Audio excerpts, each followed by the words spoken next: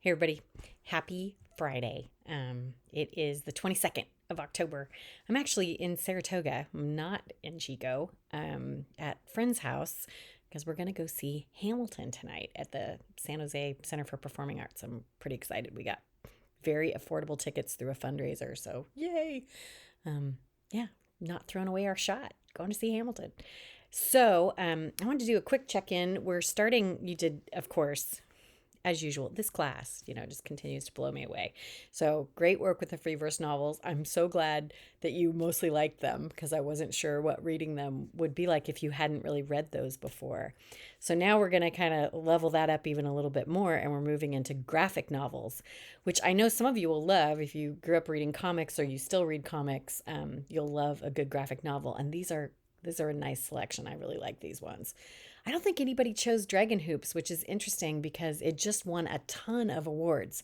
So if you end up liking these, or at least keep it on your list, like keep Dragon Hoops as an option because I think a lot of kids will like reading it.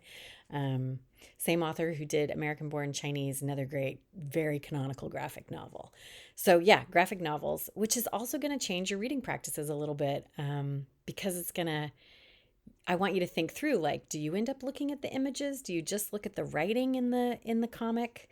One of the things that I find fascinating about reading comics or graphic novels, and I talk about it kind of in the opening of this make cycle. There's this really awesome comic book person named Scott McCloud who writes about comics kind of from theory. And one of the things he talks about is the the role of the gutter in a comic, so the space in between one panel and another panel. And in that moment, when we're looking at a panel and then we move to the next one, as the reader, we make something happen in between those two frames, like what they call in the gutter. So, for example, if it was a scary novel and you showed in one thing like someone holding up like a weapon that they were going to hurt somebody, and in the next panel or was it like a shot of a graveyard? Since it's Halloween, I think I can be scary.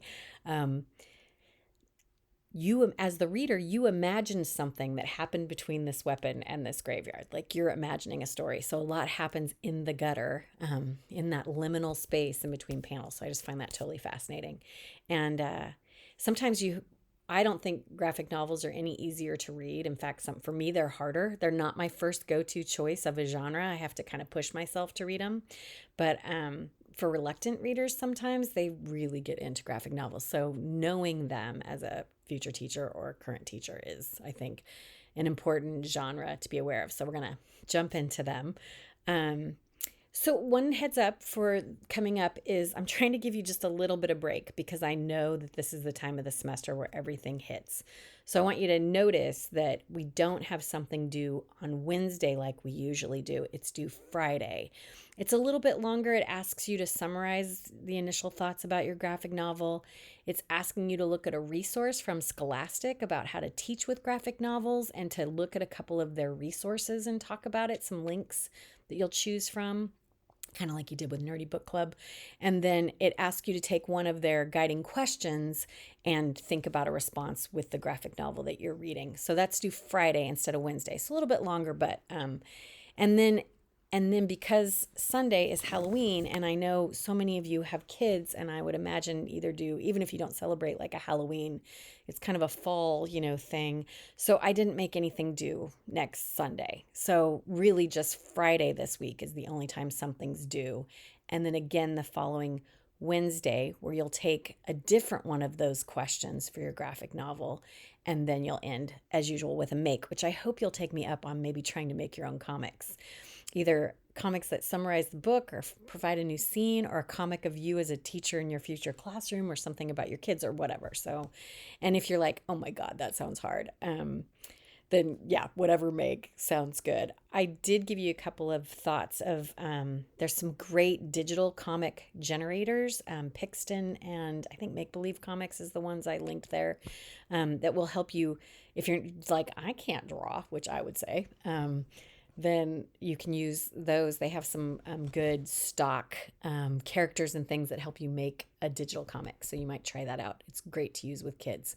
So yeah, so Friday this week, then the following Wednesday, and then a make at the end.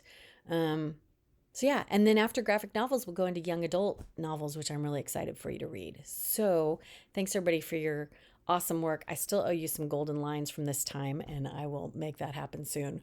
But hope you're having a good. I hope it's raining wherever you are, because it's raining in all the parts that I've been in California in the last couple days. And oh my God, it's just good for mental health, isn't it? Little fall change. Yeah. Cool. Thanks everybody. Appreciate you. Appreciate all the work you're doing.